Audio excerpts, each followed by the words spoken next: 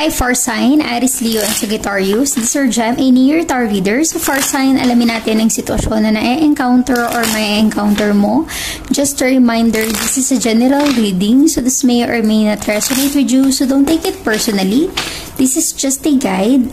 This is also a timeless reading, so kung mapanood mo ito sa ibang panahon at ibang pagkakataon, possible na nakatadhanang mapanood mo ang reading na ito, maaari yung mga advice and messages na mapupull out natin ay makatulong sa iyong sitwasyon. Also, please like, share, comment, and subscribe for more videos. Far Sign, Aries, Leo, and Sagittarius, salamat sa pagsuporta at pagsubaybay sa ating channel. Na-appreciate ko lahat ng comments and messages nyo sa ating videos. Far Sign, Aries, Leo, and Sagittarius, give me your energy. Far Sign.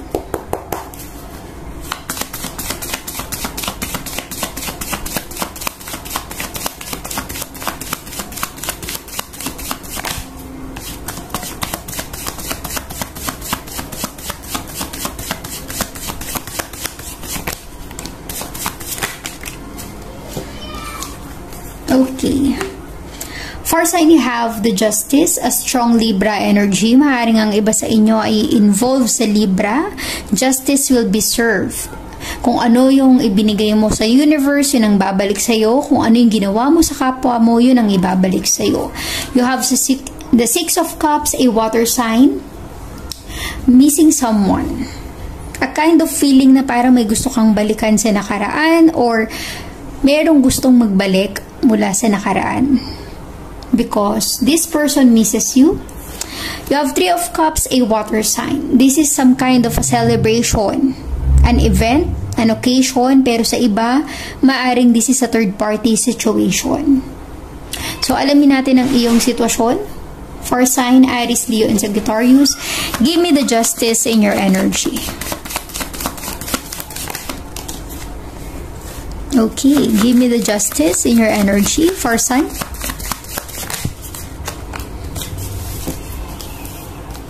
You have the Eight of Cups, a water sign, and Seven of Wands, a fire sign. Justice will be served. Maaaring may nakagawa ng pagkakamali sa iyo. Fire sign. Niloko ka, nasaktan ka, nahirapan ka, pero you are trying to move on. Hindi madali. Hindi madali para sa iyo na maka-move on kasi ikaw yung naape, ikaw yung lugi sa sitwasyon. Parang ikaw yung naagrabyado at some point at hindi ka ganun kasaya. Nahihirapan ka kasi iiwan mo yung taong minahal mo pero tingin ko naloko ka.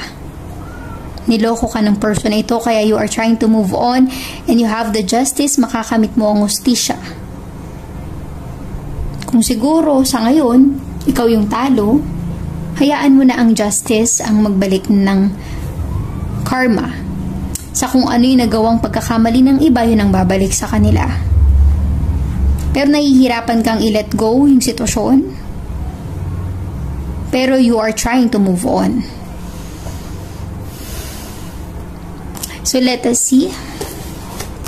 Ano yung pinagdadaanan mo ngayon? Give me the Six of Cups for Far Sign, Aries, Leo, and Sagittarius. Give me the Six of Cups.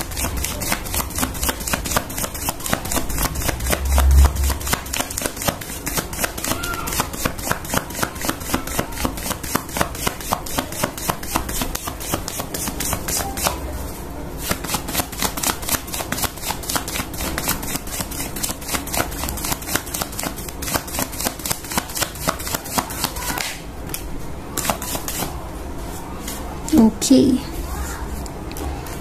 You have the Page of Cups, a water sign. And Four of Swords, an air sign. Tingin ko, your person misses you a lot. Alam niya na unti-unti ka nang lumalayo sa kanya. Nararamdaman niya yung pagkakamaling nagawa niya. Tingin ko, nagigilty siya.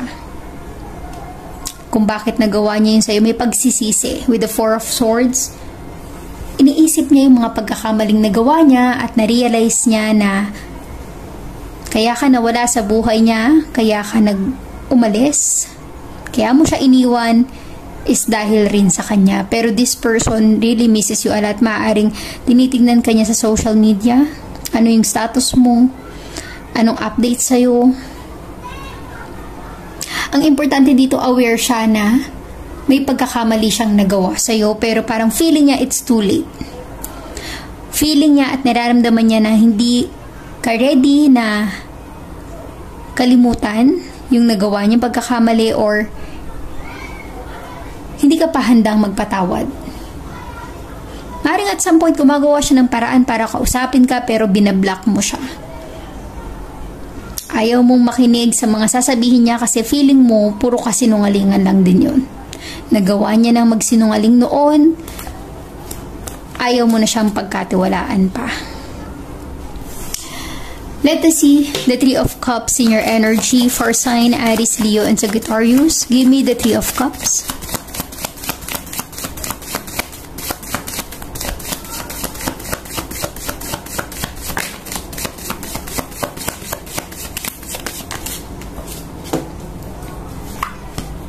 Okay. You have the Knight of Wands, a fire sign, and King of Pentacles, an earth sign. With the Three of Cups, tingin ko yung person mo may third party, kaya ganun na lang yung pain, sadness. Nagawa niyang lokohin ka sa iba. Maaaring isa sa mga kaibigan mo ang involved sa sitwasyon. Akala mo okay kayo ng mga kaibigan mo, pero hindi pala. There is someone will stab you in the back. King of Pentacles. Tingin ko sa ngayon, you are trying to move on, taking time for yourself, trying to recover. Pinipilit mo yung sarili mo na maging masaya sa buhay mo. Maaaring marami kang pinagkakaabalahan sa ngayon. Umaattend ka ng iba't ibang klaseng event para makalimutan siya. Kasi kahit ikaw sa sarili mo, fire sign, hirap kang mag-move on. Dahil mahal mo pa yung person. Pero feeling mo, ito yung tanging paraan para makaget over ka. Umaattend ka ng iba't ibang party or occasion. Diba? Marami kang namimit na new person sa buhay mo. At some point, nakakatulong ito para unti-unti kang makarecover sa nagawang pagkakamali ng person mo. You are just enjoying your life. Let us see, angel guide, give me some message, advice for fire sign Aries, Leo, and Sagittarius.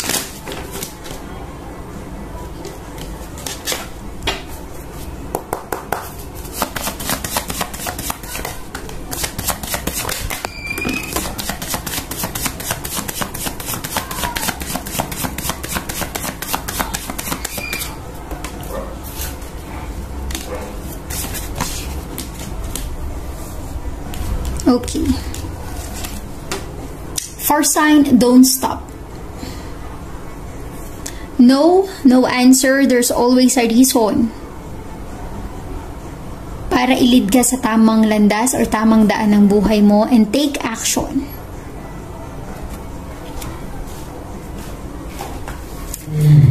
Just go on with your life, fire sign. Oracle guide, give me some message, advice for fire sign Aries, Leo, and Sagittarius.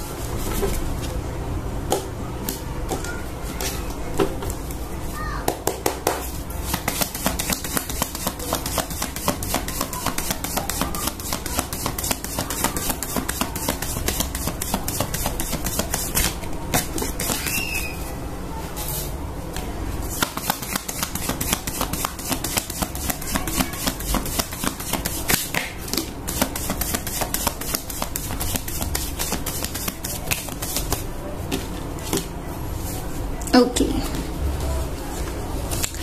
For sign you have here, your commitment is being tested. This is just a test for you na kailangan mong ma-overcome. Take time to breathe out. Just relax, diba? Take action. Do something para maging masaya ka sa buhay mo. Hindi puro problema at kalungkutan yung iniisip mo. Work through your fears. Kailangan mong ma-overcome yung fear, yung doubt, yung takot. And confidence is your key to success. Take action, do something, be confident sa sarili na you can do better. You can achieve success in your life. So thank you for sign Aries, Leo, and Sagittarius. Please like, share, comment, and subscribe for more videos. Thank you for sign.